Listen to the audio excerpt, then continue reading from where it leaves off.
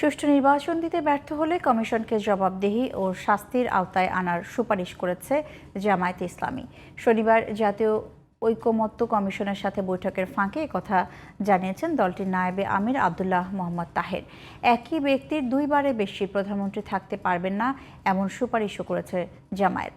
সূচনা বক্তব্যে জাতীয় ঐকমত্য কমিশনের সহসভাপতি ডক্টর আলী রিয়াজ বলেন, জুলাই অভ্যুত্থানে শহীদদের প্রতি দায়বদ্ধতা থেকে দ্রুত জাতীয় সনদ তৈরি করতে চান তারা। আরও জানাচ্ছেন শাহরিয়ার বাঁধন।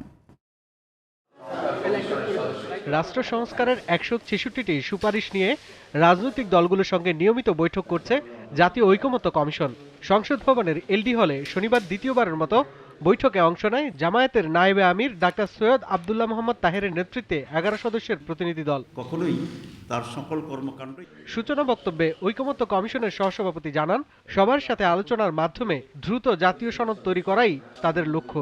যারা প্রাণ দিয়েছেন তাদের কাছে আমাদের যে দায় এবং দায়িত্ব আছে সেটা আমাদের সকলকে স্মরণে রাখতে হবে। এবং এটা কেবলমাত্র জাতীয় ঐকমত্য কমিশনের বিষয় নয়, জাতীয় ঐকমত্য প্রতিষ্ঠা আসলে রাজনৈতিক দলগুলো, সিভিল সোসাইটি এবং অন্যান্য রাজনৈতিক শক্তিগুলোর, সামাজিক শক্তিগুলোর দায়িত্ব। বৈঠকের বিরতিতে কথা বলেন জামায়াতের নায়েবে আমির। দুর্নীতি দমন কমিশনের নীতিগত দিক নিয়ে আপত্তি তুলে কাউন্সিল গঠনের প্রস্তাব দিয়েছেন বলে জানান তিনি। কথা বলেন নির্বাচন কমিশনের জবাবদিহিতা নিয়েও। দুর্নীতি দমন কমিশন এবং তার আওতাধীন একটা ওয়াচ ডগের মতো কাজ করবে, একটা কাউন্সিল করার জন্য আমরা প্রস্তাব দিয়েছি।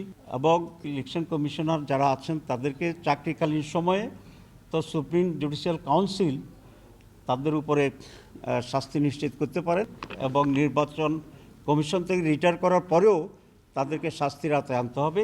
এই জন্য প্রয়োজনীয় আইনের সংশোধন করা দরকার। প্রধানমন্ত্রী ও দলীয় প্রধান একই ব্যক্তি নন, এমন সুপারিশের পাশাপাশি দুইবারের বেশি প্রধানমন্ত্রীর বিধান না রাখার পক্ষে মত দিয়েছে জামায়াত। যে কোনো একজন ব্যক্তি প্রধানমন্ত্রী এবং সেই দলের প্রধান থাকতে পারবে না এবং খুব ক্লিয়ারলি আজকে আলোচনা করেছি, ওনারাও আমাদের সাথে একমত হয়েছে যে একজন ব্যক্তি দুইবারের বেশি প্রধানমন্ত্রী থাকতে পারবেন না। রাষ্ট্র ও জনকল্যাণে যে কোনো ইতিবাচক সিদ্ধান্তে জাতীয় ঐকমত্য কমিশনের সাথে জামায়াত একমত বলেও জানান দলটির সিনিয়র এই নেতা। শাহরিয়ার বাঁধন, জিটিভি নিউজ, ঢাকা।